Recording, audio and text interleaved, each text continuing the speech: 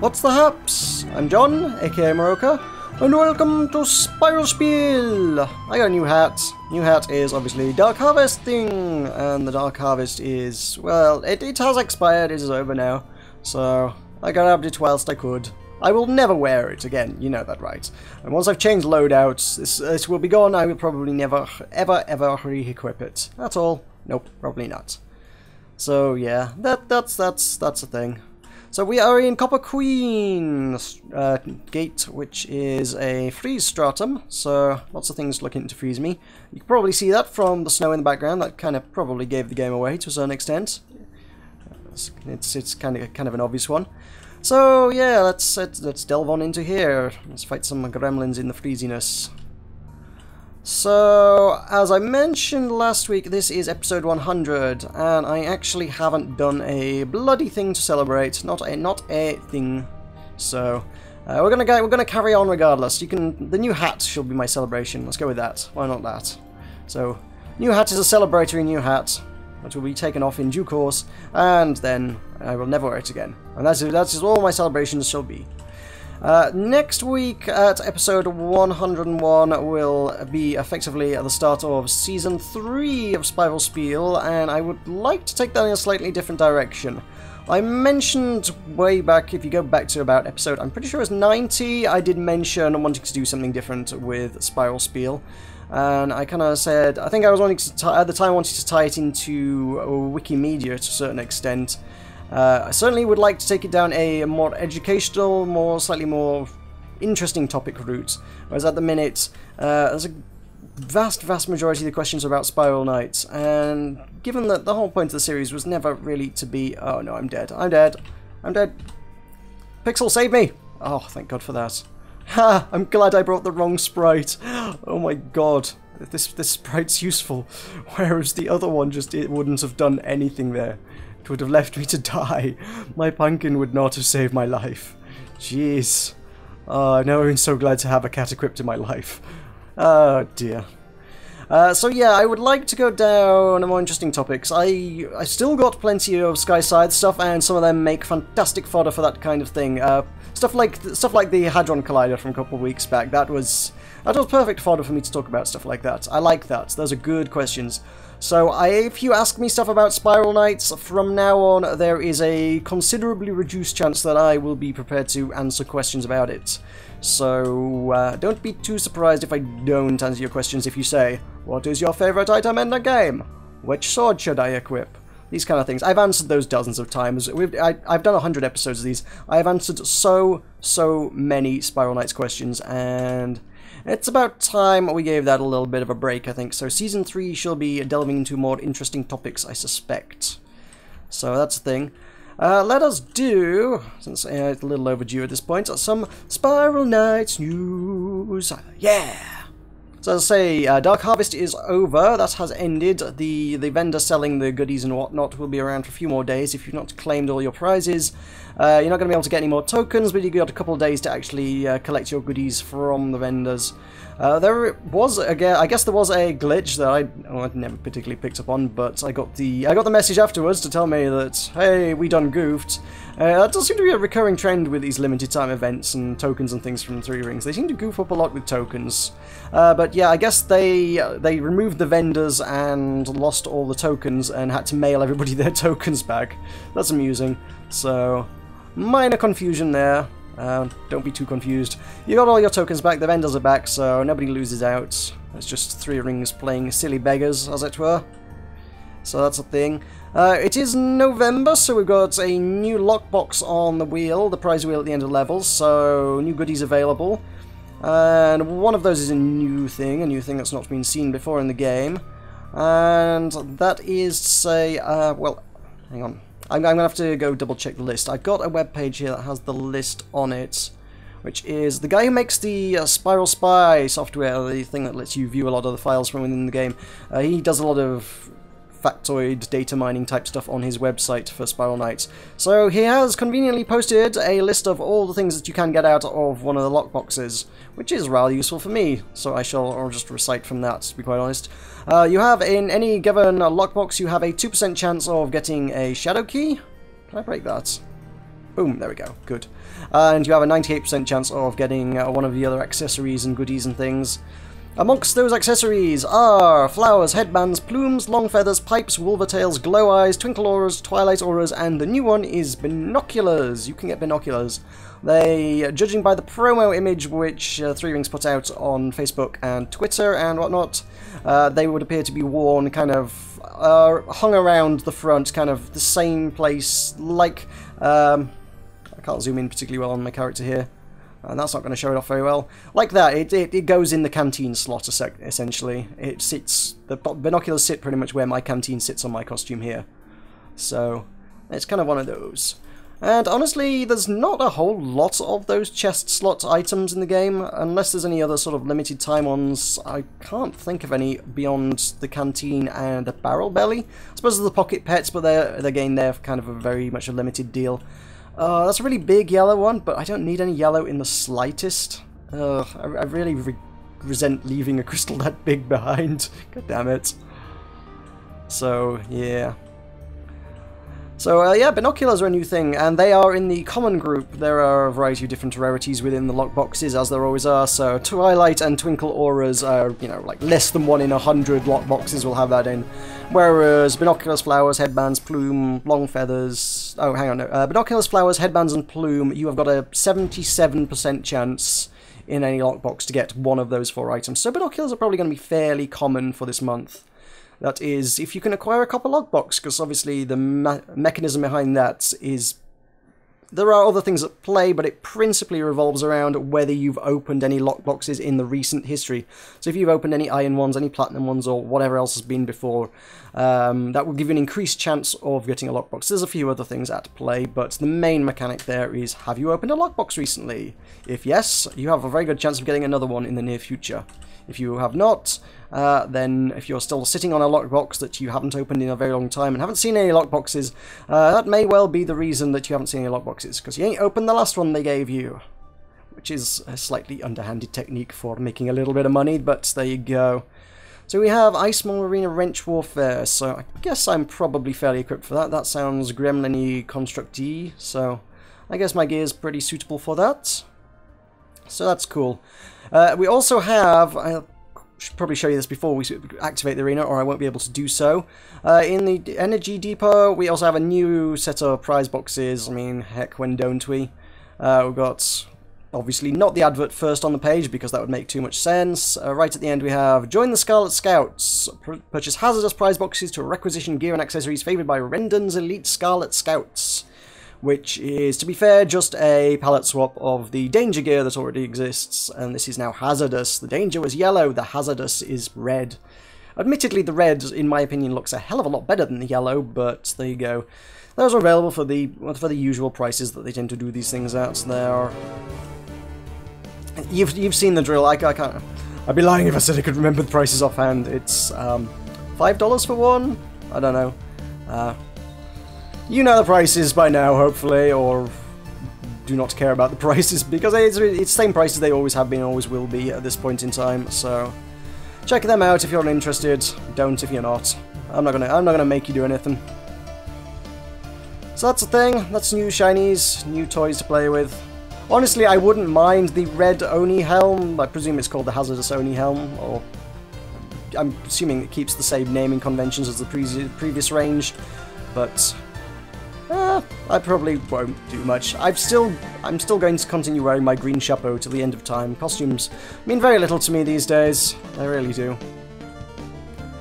So that's much of the news. There is one other thing, which I should probably kill most of these gremlins. I need to get my notes back up for this. Yoink.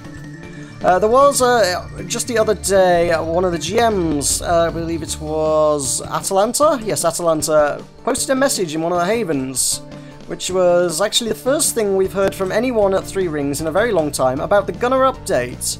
There is a screenshot, or half of a screenshot at any rate, that you can find on the Spiral Knights forums with this information on. Whoever took the screenshot didn't bother to get the entire screenshot, it's kind of cut off halfway, so well played there, that was ingenious.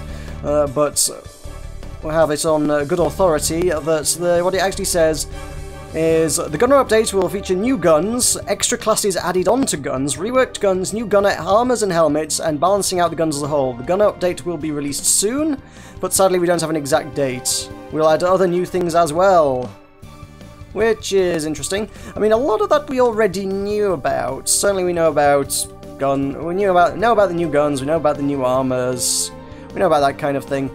New classes added onto guns. I'm not even sure what that means, to be honest. That's kinda doesn't seem like great English, if we're honest. And if one said, what classes are there in Spiral Knights, I would have said Swordsman, Gunner, and Bomber. Adding a class onto guns, I don't quite get how that works. That's a little bit unusual. At any rate, there will be more to the Gunner update than meets the eye, and it's kind of nice just to know that that they're still thinking about it. They haven't completely forgotten about it. As I say, it's the first we've heard from them in ages about it, so it's intriguing in its own right in that respect, even if nothing else. It's good to hear from Three Rings about the Gunner update for the first time in a long time. So that's cool. And that's probably just about it. There's really not a lot more to say other than that's what we already know, and it's confusing as heck. So yeah.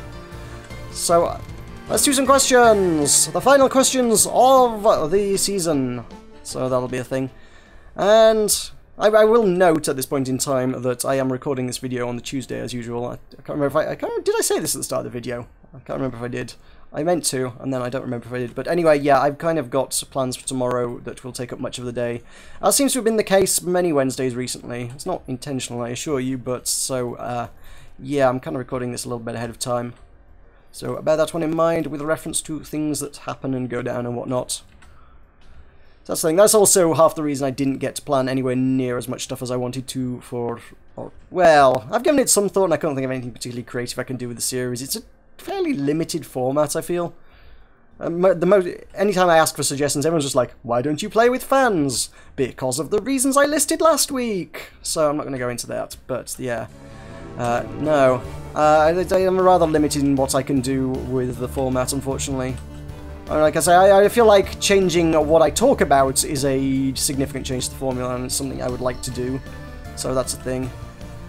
So we shall do some Spiral Knights questions, but they may well be the last for a while.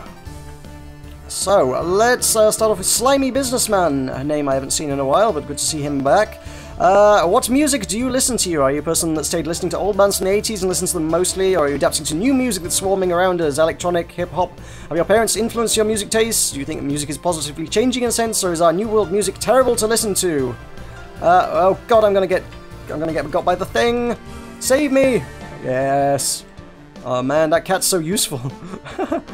I do tend to listen to a lot of old music, yes. I'm very much... I listen to my dad's music, is to be where I'm at, to be honest. Yep. I listen to a lot of rock and metal and stuff. Power metal, symphonic metal, that kind of thing is kind of more my jam. A lot of stuff that comes out of Scandinavia, to be honest. Not so much your death metal, doom metal kind of stuff. That's, I don't know, I don't get that. That's just a lot of growling and screeching and weird noises. It's not really all that musical.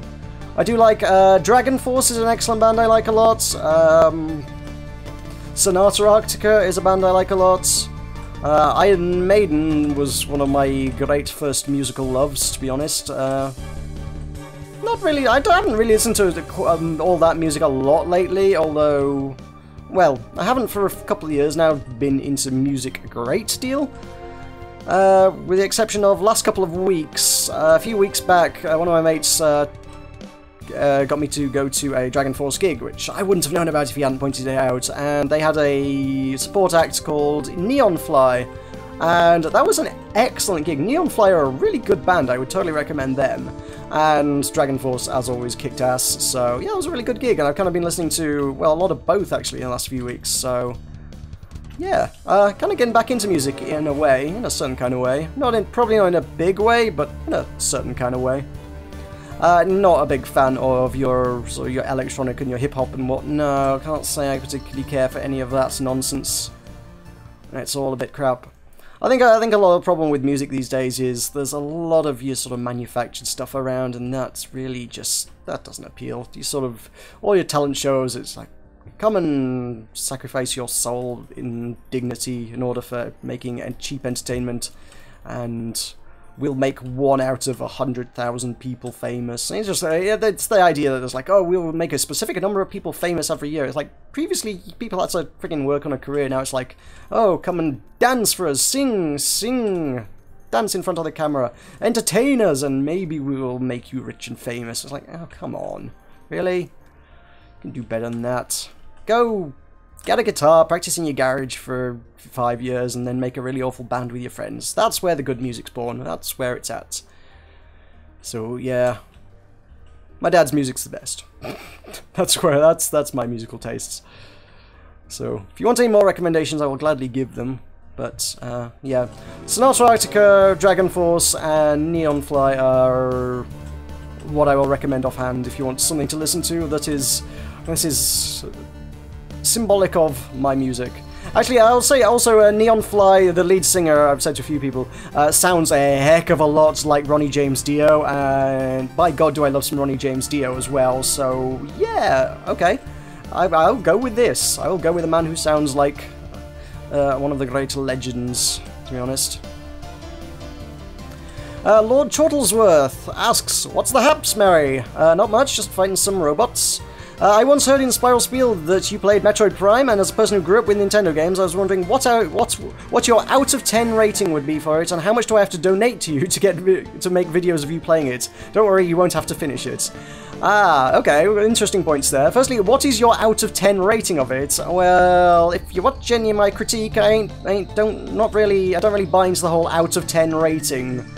I kind of do the more nuanced, here's an actual opinion, here's what I think about it, and I think Metroid Prime was an excellent game. It was a phenomenal game. I would love to go back and play that, actually. That would be a really cool thing. The system I've got set up on Patreon, if you are genuinely thinking of considering and contributing and whatnot, is I've suggested that I'm actually a little bit more lenient than what's kind of written in stone on the page. But I did suggest that a $10 a month donation would allow you to have a vote and a say in what kind of content appears on my channel. I would probably be a little bit more lenient about that. At the minute, there's only a few people. I'm kind of like, look, I'm making this content, I'm essentially making it for you because you're donating, and if there's anything you specifically want to see, let me know. If you're not interested in what I'm currently making and there's something you do want to see, just say and I'll see what I can do about it. With something like Metroid Prime, though, that's a really difficult one to do, unfortunately, because I don't really have the equipment. I mean, I've got... actually, I don't think I have the game anymore, actually. I've got the GameCube, I don't have the game for it, although I imagine it would be trivial to snag a copy from somewhere. On top of that, I don't have the equipment. I would need an appropriate cable to plug a GameCube into my PC and a capture card to capture the footage, which is why I don't do console gaming. I just don't have the hardware to do console gaming. PC, you need relatively little equipment. You just need software to capture PC footage, which is why PC is so easy to get into. Whereas if you want to get into doing anything console-based, you actually need a lot of expensive hardware to make it work. Always to the rescue. That cat saved my life several times today. Also, I'm pretty sure I took damage there when I had my shield up. I thought I was supposed to be invulnerable. That's a little bit strange. It wasn't a lot of damage, but I took a little bit. How peculiar. At any rate, yeah, man, I would love to do some Metroid Prime. That would be really cool. I would love to do that, but yeah, hardware limitations. Don't have the cable, do not have the capture card, and I suppose the other routes go down would be emulation, but a little while back I was like, oh, maybe I could do a series on Animal Crossing with an emulator. I mean, the GameCube's fairly old technology, it can't be too hard to emulate these days. Turns out it can, actually, yeah. GameCube actually is a surprisingly demanding emulator, and I can run Animal Crossing at 60 frames per second, which is okay, but then you get frame dips for, like, no reason. And the problem with the GameCube emulator, Dolphin is the primary main one, I'm not aware of any others, to be honest.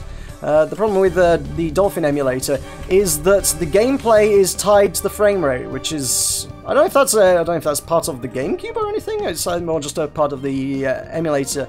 But yeah, that's just a really bad design decision. You'll see that occasionally games do that from time to time, tying the gameplay to the frame rate. But basically, what that means is that if the game starts displaying at 30 frames per second, the gameplay will actually run at half the speed. The game itself will actually run at 30 frames per second. It will update all the animations, all the movement, all the sound, everything in the game. It runs at half what it's traditionally supposed to be, which means that everything just moves in slow-mo until your frame rate picks up again.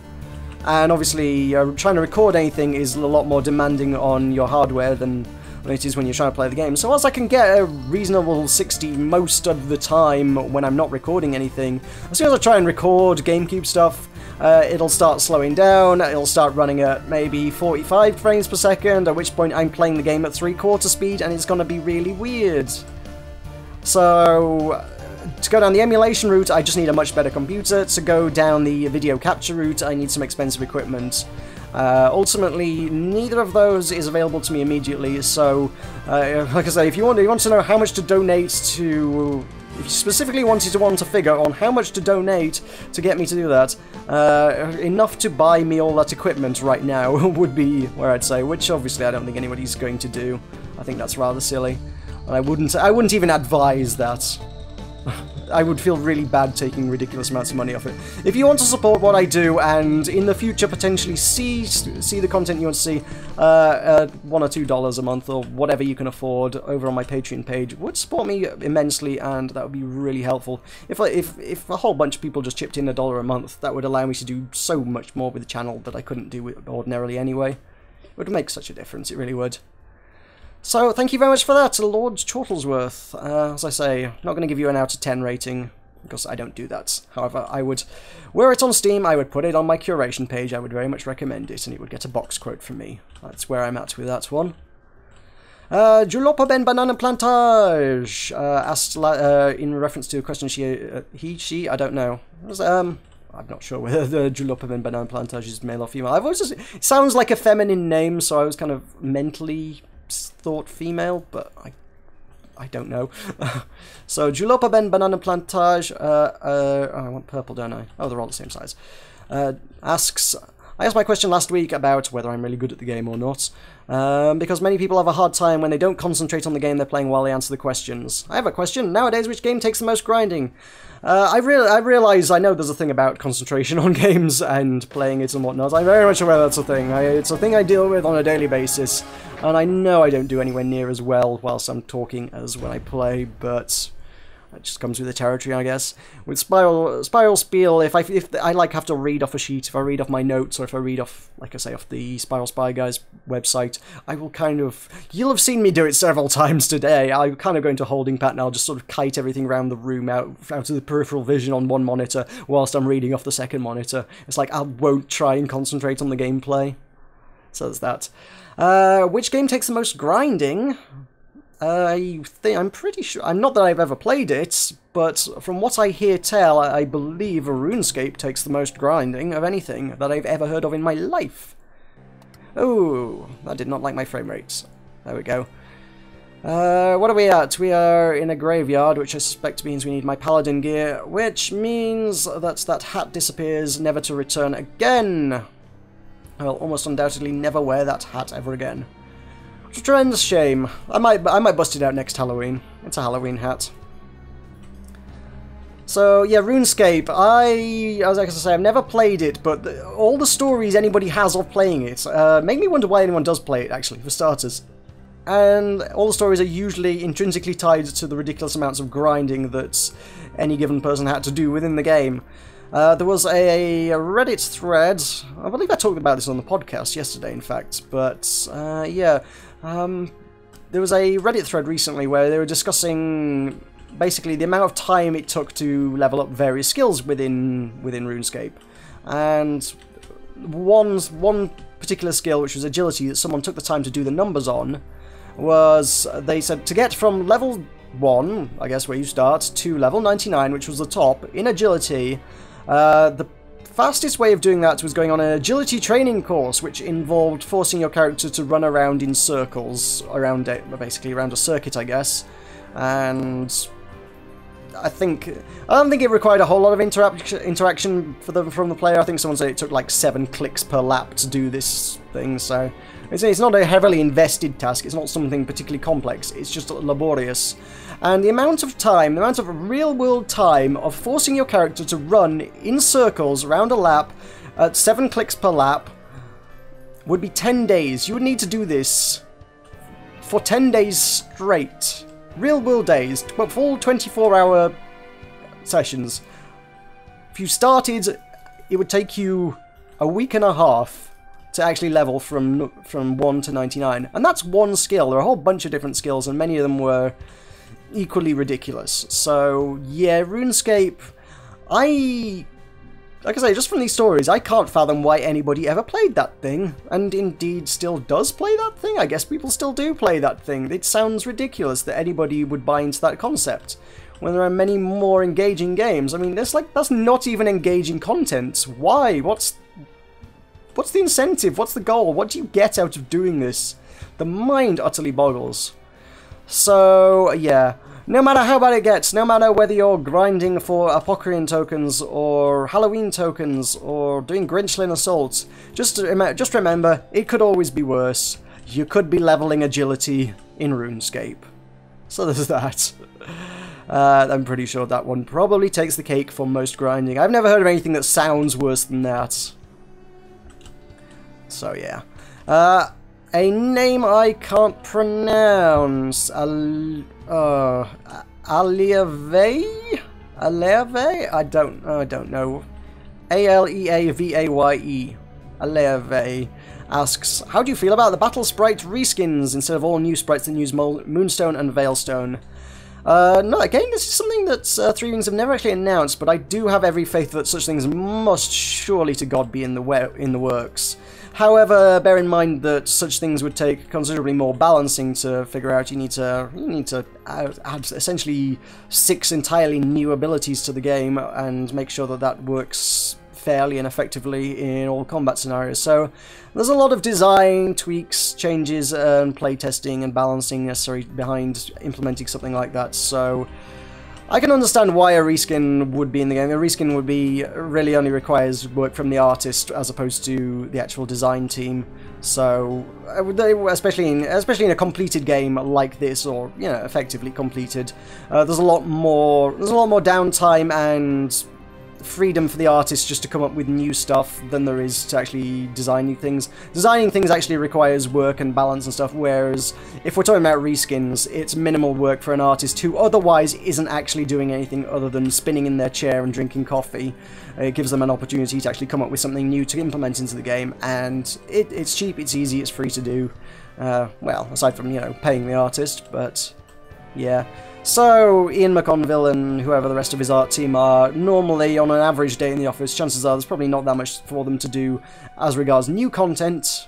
It may be that the sprites, it may be that whatever the green and blue sprites, whatever they may later turn out to be, may already have been designed months ago, but the issue of getting them balanced is taking considerably longer. So, in that meantime, it's like, well, what's Ian and crew doing art-wise? So why not redesign the existing sprites and package them up into a little bit of a promo there as well? And it gives something to engage people, gives something to work for, gives them a bit of new content, keeps people engaged. This is a worthwhile effort, I do feel.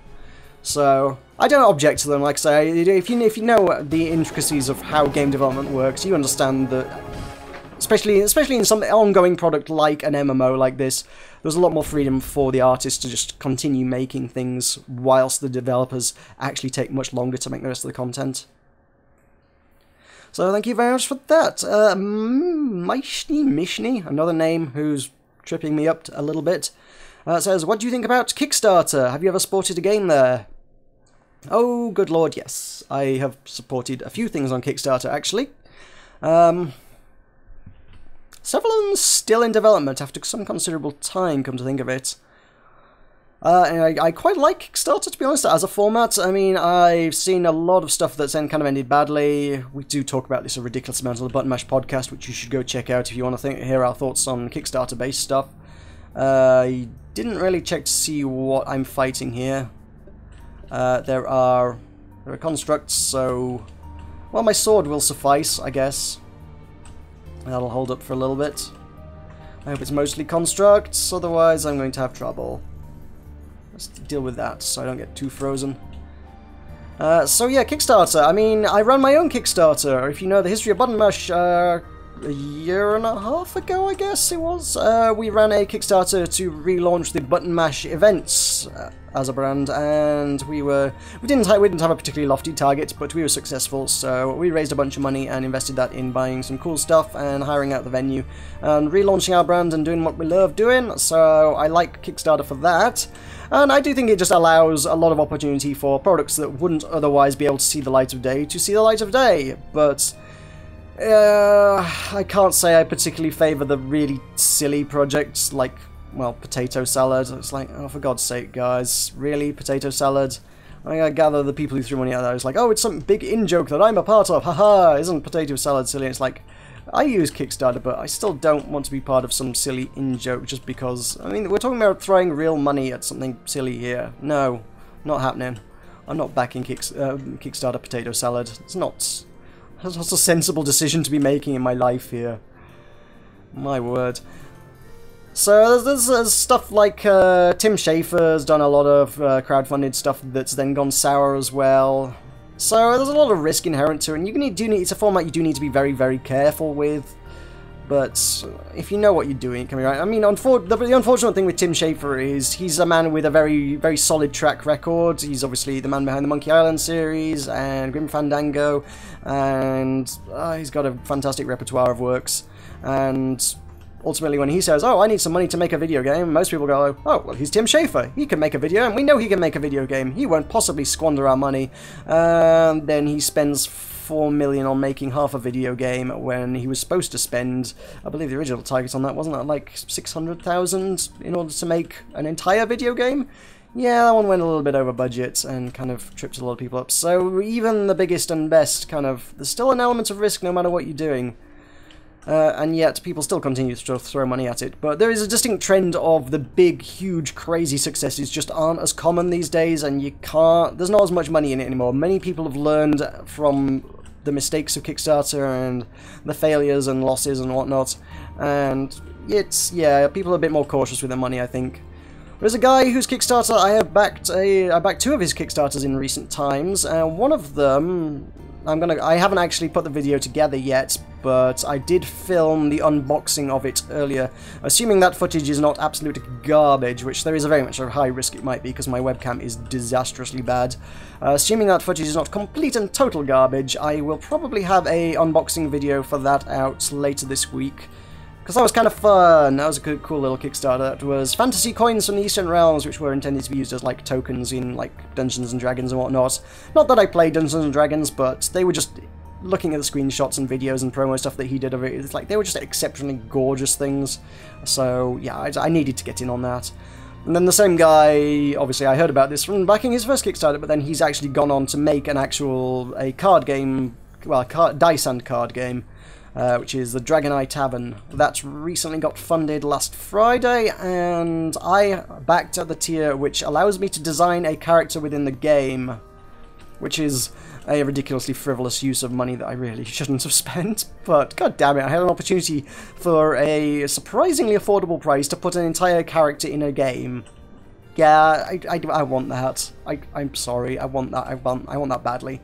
So now I need to design some incarnation of Meroka as a character within a card game, which is really freaking cool. I'm not sure exactly how to do that. I mean, I got a message from him.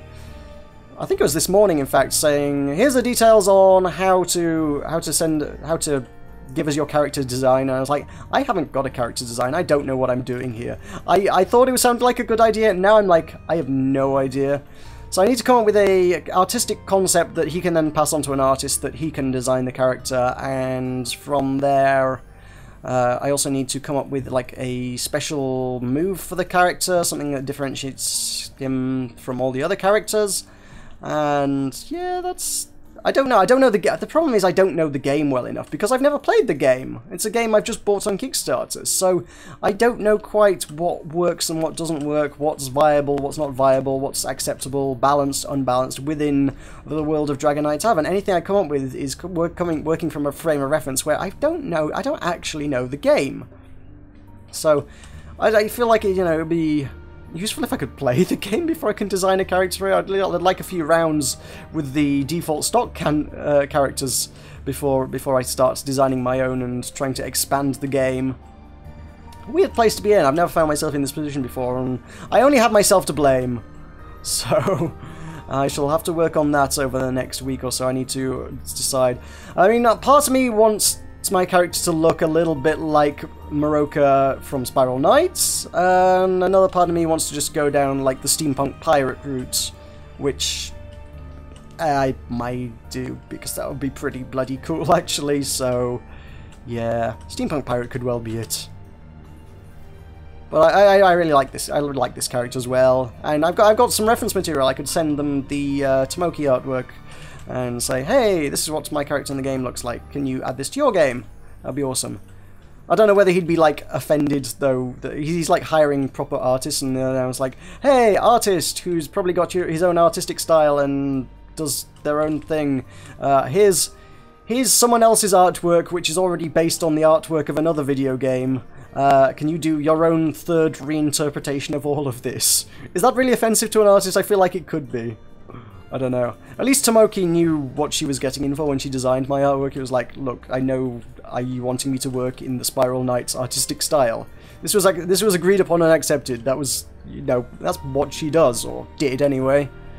I don't think she takes so many Spiral Knights commissions these days, but I think she's still open to commissions if you want to go check her out. I mean, I do continue to link her website in my my channel description, so you can always find the person who did my artwork, because she is exceptionally talented. There's a few other games. There's on Kickstarter I funded about a year and a half ago now. There was what was it? Telepath Tactics, because I happened to work with the guy who was running the Kickstarter at the time. It's the Indie Mega booth. God damn it, let me go. I don't know if I can get close to that. I suppose I could always pop this and then just storm through. That'd probably work. Yeah. See, shield just eats it up. I really need to learn to use that more often. So yeah, that was a game that I still keep getting updates. I follow the developer on Twitter, and I keep getting updates and things. And someone did ask, why don't I ever do danger rooms? That's the thing that I would really need to concentrate on. I don't do them because there's a ridiculous amount of concentration needed for danger rooms. I forget who asked that, and I haven't made a note of it actually. So sorry, whoever asked that one. I forget who that was. Yeah. So yeah, Telepath Tactics. Yeah, I worked with that guy at his booth, the Indie Mega booth, in 2013, and he was a cool guy, and I supported his Kickstarter, and I have no idea where his games are. I know he took several months off work in order to... His boss basically said, yeah, take a few months off work to work on your video game, and then when you come back, your job will be waiting for you. I'm sure that was quite some time ago, so what's happening with that now? I don't know. I don't know if he's gone back to his job and the game is still on the side or what. I really don't know what the crack is with that one. I funded Guns of Icarus Adventure. Ooh, I just saw the copper lockbox. I did fund the Guns of Icarus Adventure update as well. I never saw the original Guns of Icarus Online Kickstarter. I know that was online. I never actually saw that one when that went live. However, I did fund the Adventure update because, well, that's a game that I really love and I really want to support. So I'll be glad when the Adventure Kit update comes out on that, because that could be really cool. Oh, and Planetary Annihilation. I threw a fairly substantial sum at Planetary Annihilation compared to what they ended up selling it for in the end. And I've never played the bloody game. It's a bit too much for me. That was just because it was the same developers who did Monday Night Combat, and Monday Night Combat is excellent. So I was just going off their repertoire and history and pedigree. But there you go, that'll do that for this week. That is the end of Season 2 of Spiral Spiel. A momentous occasion, a huge milestone. Episode 100. Good lord, man. Good lord. So, Season 3 begins anew next week.